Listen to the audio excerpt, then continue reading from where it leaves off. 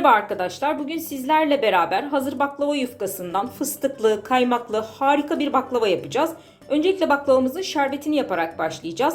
Şerbetimiz için tenceremizin içerisine 2,5 su bardağı toz şeker, 3 su bardağı su ilave ettik. Küçük bir parça da limon ekledik. Şimdi şerbetimizi ocağımıza alacağız. Kısık ateşte kaynamaya bırakacağız. Şerbetimiz kaynamaya başlayınca yine kısık ateşte şerbetimizin kıvam alması için 25-30 dakika daha kaynatıp şerbetimizi ocaktan alacağız ve soğumaya bırakacağız. Baklavamız için şöyle 250 gram tereyağımızı erittik. Eritirken de üzerinde oluşan köpükleri güzelce bir temizledik. Şimdi üzerine 1 çay bardağı kadar da sıvı yağ ekliyoruz. Bir kaşık yardımıyla şöyle bir karıştıralım yağımızı. Evet, yağımız hazır. 3 adet baklava yufkamızı masamızın üzerine aldık. Kalan baklava yufkamızı da kurumaması için kenara kaldırdık ve üzerini güzelce bir örtüyle örttük. Şimdi en üst katını güzelce bir yağlıyoruz tereyağımızla. Şöyle 2 yemek kaşığı kadar tereyağımdan döktüm. Ardından fırça yardımıyla her yerine ulaşmasını sağlıyorum.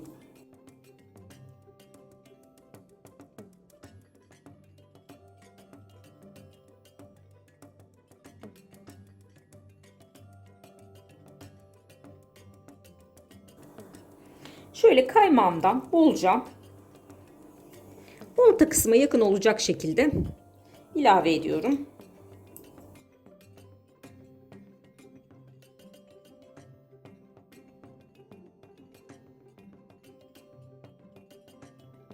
Ardından şöyle baklava yufkamızın üzerine kaymağımızı sürüyoruz. Çok uç kısımlara değdirmemeye özen gösterelim. Şöyle bir parmak kalsın. Aksi takdirde taşabilir baklava yufkamızdan.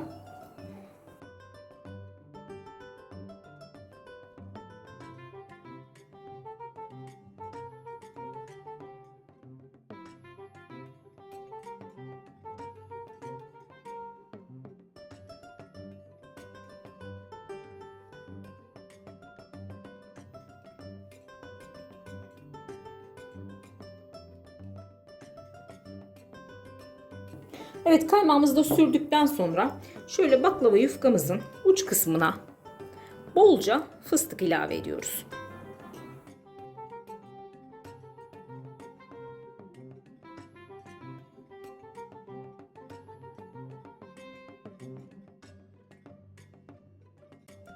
Şimdi de baklava yufkamızı rulo olacak şekilde sarıyoruz. Ne çok sıkı ne çok gevşek arkadaşlar.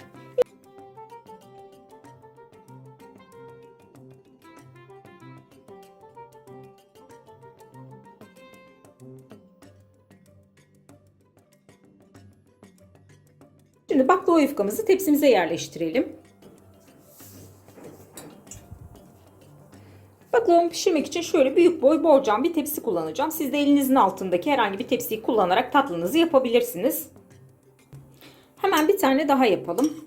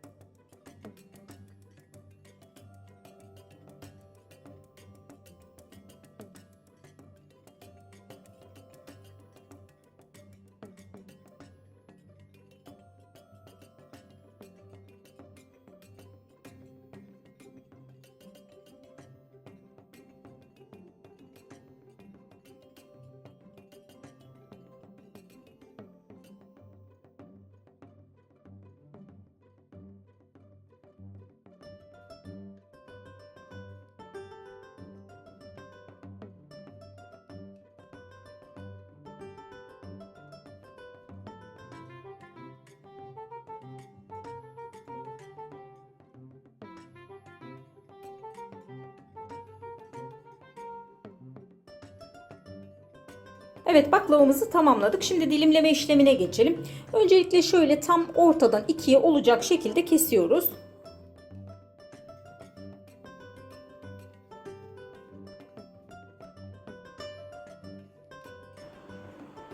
Yarıya kestikten sonra tekrar yarıya kesiyoruz.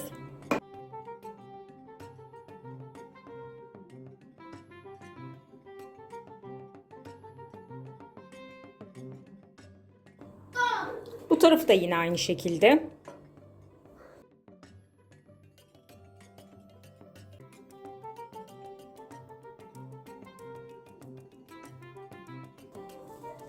Şimdi tekrar yarıya olacak şekilde kesiyoruz.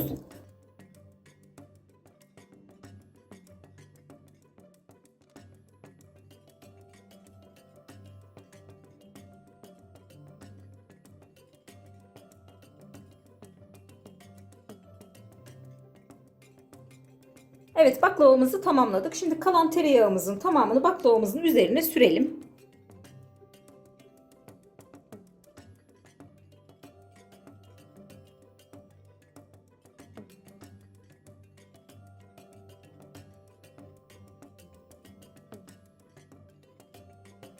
Şimdi baklavamızı önceden ısıtılmış 180 derecelik fırınımızda üzeri kızarıncaya kadar pişirelim. Evet, baklavamız fırından çıktı. İlk sıcağının çıkması için bir 5 dakika bekleyelim. Ardından baklavamızın şerbetini verelim. Şimdi sıcak tatlımıza soğuk şerbetimizi verelim.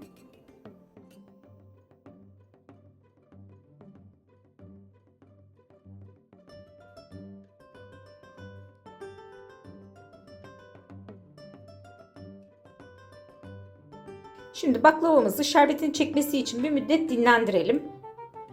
Baklavamız çok güzel bir şekilde şerbetini çekti. Şimdi üzerini toz Antep fıstığı ile süsleyelim.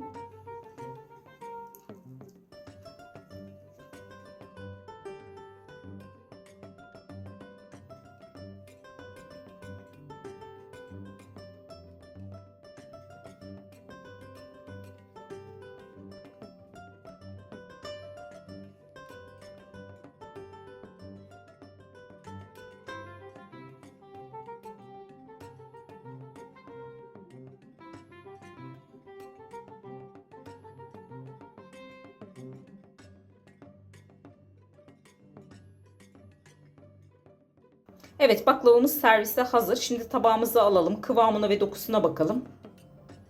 Evet, baklavamız servise hazır. Tam kıvamında çıtır çıtır nefis bir baklava oldu. Hemen şöyle kıvamını da göstermek istiyorum size.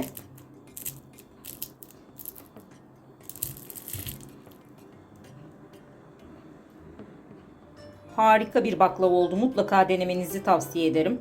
Ayrıca videomuzu beğendiyseniz destek vermek için lütfen YouTube kanalımıza abone olmayı unutmayın. Tariflerimizi mutlaka deneyin. Deneyen herkese de şimdiden afiyet olsun.